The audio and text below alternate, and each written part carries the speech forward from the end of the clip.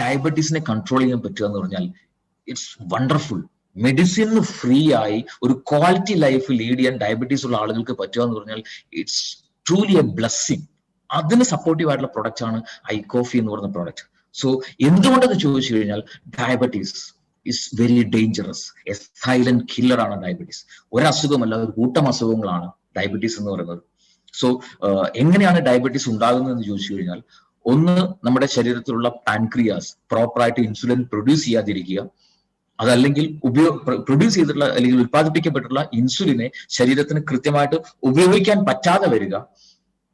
ഈ പറഞ്ഞ അവസ്ഥകൾ കൊണ്ട് സ്വാഭാവികമായിട്ടും ബ്ലഡിലെ ഗ്ലൂക്കോസ് ലെവൽ കൂടി നിൽക്കും. ഇതാണ് ഡയബറ്റീസ് എന്ന് പറയുന്നത്. റൈറ്റ്, എല്ലാവർക്കും അറിയുന്ന കാര്യമാണ്. പക്ഷെ അത് നമ്മൾ കഴിക്കുന്ന ഫുഡുമായിട്ട് വളരെ അധികം റിലേറ്റഡ് ആണ്. സോ ഈ ഇൻസുലിൻ പ്രോപ്പറായിട്ട് ഉപയോഗപ്പെടുത്താൻ പറ്റാതെ വരികയോ അല്ലെങ്കിൽ സെക്രീഷൻ പ്രോപ്പറായിട്ട് വരാതെയോ നടക്കുന്ന സമയത്ത് നമ്മൾ കഴിച്ചിട്ടുള്ള ഭക്ഷണത്തിലെ കാർബോഹൈഡ്രേറ്റ്, ഫാറ്റ്, പ്രോട്ടീൻ, ഇതിന്റെ മെറ്റബോളിസം തകരാറിലാവും. ഇതാണ് ഡയബറ്റീസ് അല്ലെങ്കിൽ ഹൈപ്പർ ഗ്ലൈസീമിയ അല്ലെങ്കിൽ ഗ്ലൂക്കോസ് ലെവൽ കൂടാനുള്ള കാരണമായിട്ട് മാറുന്നത്.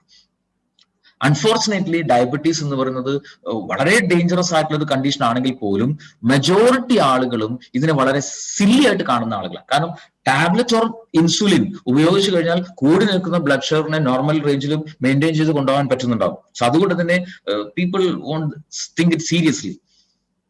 പക്ഷെ മൈ ഡിയർ ഫ്രണ്ട്സ്, ക്യാൻസറിനേക്കാളും ഡേഞ്ചറസ് ആണ് diabetes. It's a silent killer. ഇതുകൊണ്ടുണ്ടാകുന്ന ശരീരത്തിലുണ്ടാകുന്ന damage it's long term damage ആണ്. മാത്രമല്ല പല വൈറ്റൽ ഫങ്ഷൻസിനെയും ഇംപ്രോപ്പർ ആക്കും ഈ ഒരു ഡയബറ്റീസ് എന്ന് പറഞ്ഞ അവസ്ഥ കൊണ്ടുണ്ടാകുന്ന ആഫ്റ്റർ എഫക്ട്സ്. പല ഓർഗൻസും കംപ്ലീറ്റ് ആയിട്ട് പെർമനന്റ് ആയിട്ട് ഫെയിൽ ആയി പോകും. സോ നാലോചിച്ച് അത്തരം കോംപ്ലിക്കേഷൻസിലേക്ക് വന്നു കഴിഞ്ഞാൽ അതുകൊണ്ടുണ്ടാകുന്ന ആഫ്റ്റർ എഫക്ട്സ് ആര് തന്നെ അനുഭവിക്കണം? ആ വ്യക്തി തന്നെ അനുഭവിക്കണം.